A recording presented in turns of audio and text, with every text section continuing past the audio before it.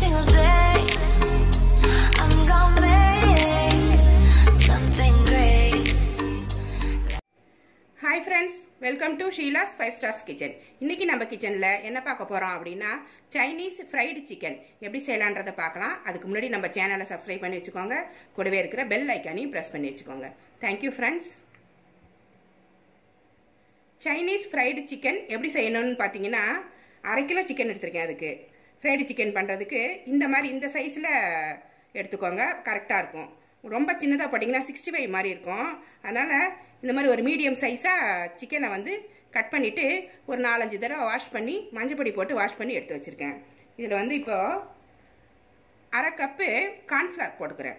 Corn flour வந்து ஒரு பைண்டிங்காக, அதனால நான் ஒரு 1/2 கப் போட்டுக்கறேன். இத அப்பதான் அது ஃபுல்லாவே கலக்கும்.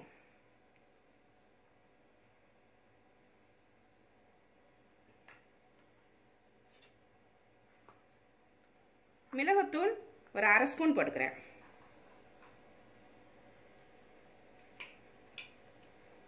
உப்பு தேவையான அளவுனா ஒரு 1/2 உப்பாவே போட்டுக்கோங்க.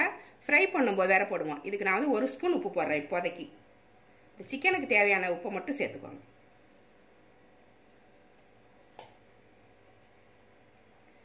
வினிகர் எடுத்துர்க்கேன். இதுல ஒரு 2 ஸ்பூன் போட்டுக்கலாம்.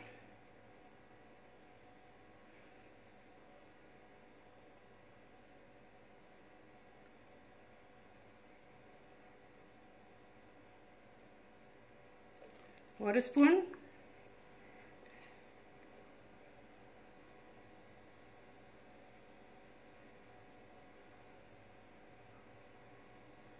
ரெண்டு ஸ்பூன் அளவுக்கு போட்டுக்கிறேன். நான் வினிகர் போட வேண்டாம் அப்படின்னு நினைக்கிறவங்க எலுமிச்சம்பழம் போட்டுக்கலாம்.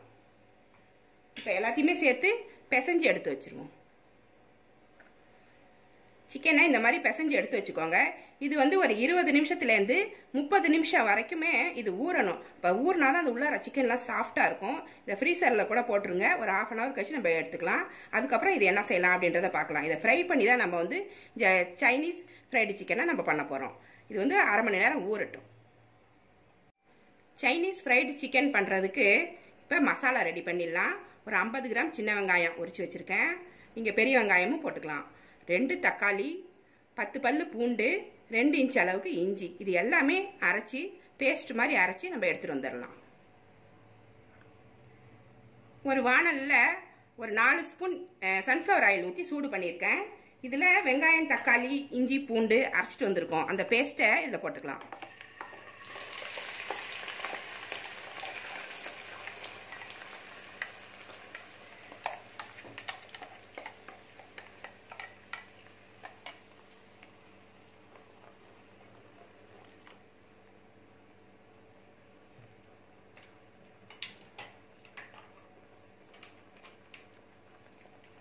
காரத்துக்கு தேவையான தனி மிளகாத்தூள் போட்டுக்கலாம். நான் காஷ்மீரி சில்லி பவுடர் 1 ஸ்பூன் போடுறேன். உங்களுக்கு தேவையானது போட்டுக்கோங்க.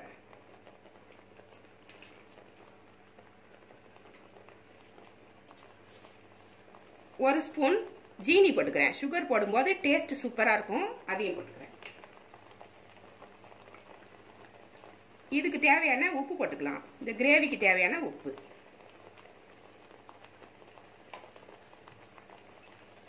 எல்லாத்தையுமே சேர்த்து நல்லா கலந்து விட்டு இந்த பச்சை வாசனையெல்லாம் போற வரைக்கும் இதை வதக்கி எடுத்துக்கணும்.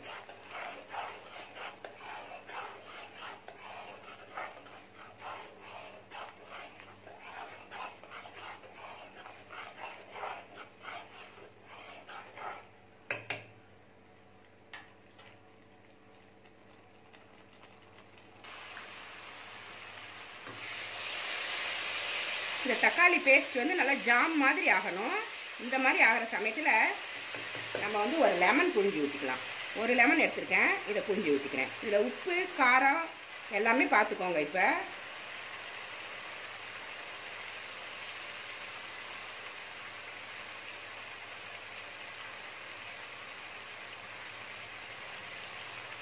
போட்டுட்டு நல்லா கிளறி விட்டு இதை தனியாக எடுத்து வச்சிடணும். உப்பு உரப்பெல்லாம் சரியா இருக்கா அப்படின்றத செக் பண்ணிட்டு இந்த வாணலை தனியாக எடுத்து வச்சிருங்க. இப்போ நம்ம சிக்கனை ஃப்ரை பண்ணி எடுத்துக்கலாம்.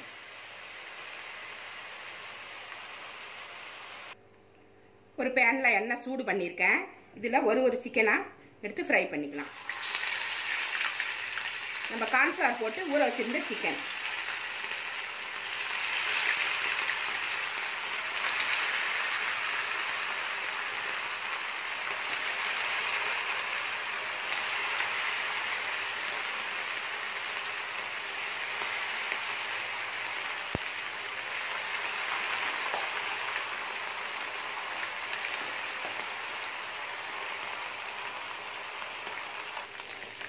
ஒரு பக்கம் வெந்துருச்சு. இதை திருப்பி போட்டு வேக வச்சுக்கலாம்.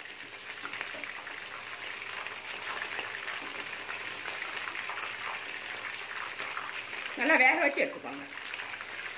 மீடியமில் வச்சுட்டிங்கன்னா உள்ளார நல்லா ஃப்ரை ஆகும். கையில் வச்சிங்கன்னா மேலே மட்டும் வெந்திருக்கும், உள்ளே வேகாது. மீடியமில் வச்சு நல்லா வேக வச்சு எடுத்துக்கணும்.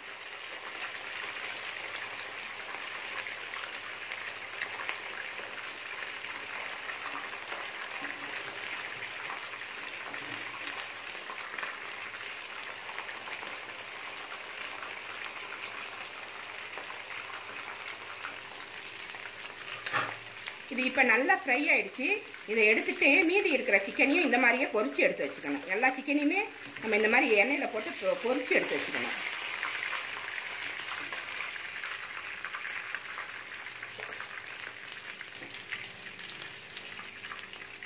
எப்பயுமே செஞ்சு சாப்பிட்ற சிக்கன் மாதிரி இல்லாமல் இது ஒரு டிஃபரெண்ட் டேஸ்ட்டாக இருக்கும்.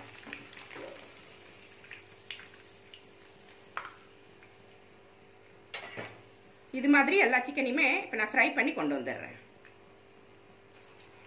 இது மாதிரி எல்லா சிக்கனையுமே கிறிஸ்பியாக பொரிச்சு எடுத்துக்கணும். இப்போ நம்ம ஏற்கனவே தக்காளி ஜாம் மாதிரி பண்ணி வச்சுருந்தோம், இந்த கூட்டு பண்ணி வச்சுருந்தோம் இல்லைங்களா? இதை திரும்ப அடுப்பில் எடுத்து சூடு பண்ணணும்.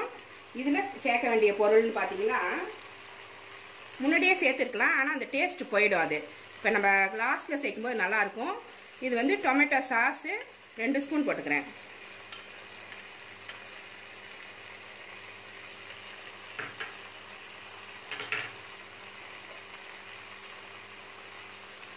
சோயா சாஸ் 1 ஸ்பூன் போட்டுக்கிறேன்.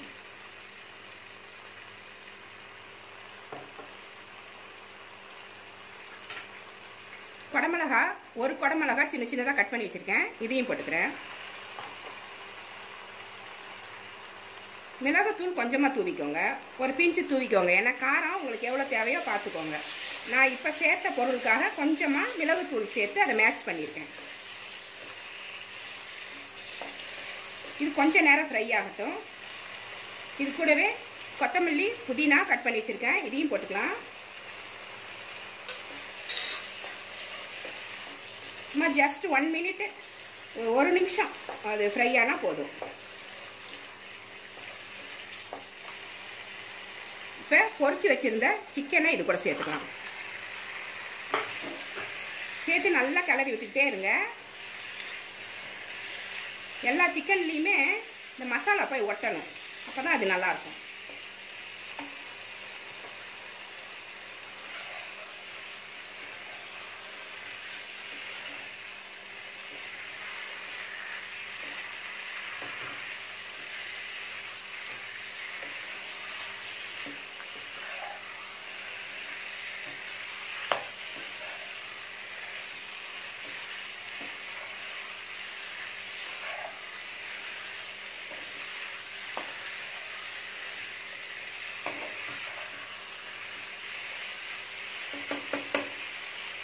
இது கொஞ்ச நேரம் இந்த கூட்டிலே வேகணும். இந்த மசாலாவில் வெந்தால் தான் அது நல்லா டேஸ்ட் போய் அந்த சிக்கனில் போய் பிடிக்கும்.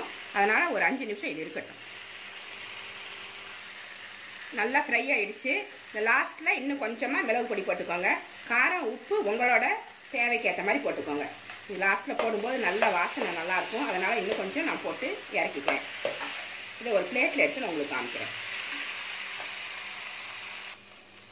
சைனீஸ் ஃப்ரைடு சிக்கன் சூப்பராக ரெடி ஆகிடுச்சு பாருங்கள். கலர்ஃபுல்லாக இருக்குது, நல்லா டேஸ்டியாகவும் இருக்குது. இது ஒரு டிஃப்ரெண்ட்டான ரெசிபி. இது மாதிரி உங்கள் வீட்டில் செஞ்சு பாருங்கள். இந்த ரெசிபி உங்களுக்கு பிடிச்சிருந்தா நம்ம சேனலை சப்ஸ்கிரைப் பண்ணி வச்சுக்கோங்க. கூடவே இருக்கிற பெல் ஐக்கனை ப்ரெஸ் பண்ணி வச்சுக்கோங்க. இவ்வளோ நேரம் என்னோட வீடியோவை பார்த்தா எல்லாருக்குமே நன்றி. Thank you friends.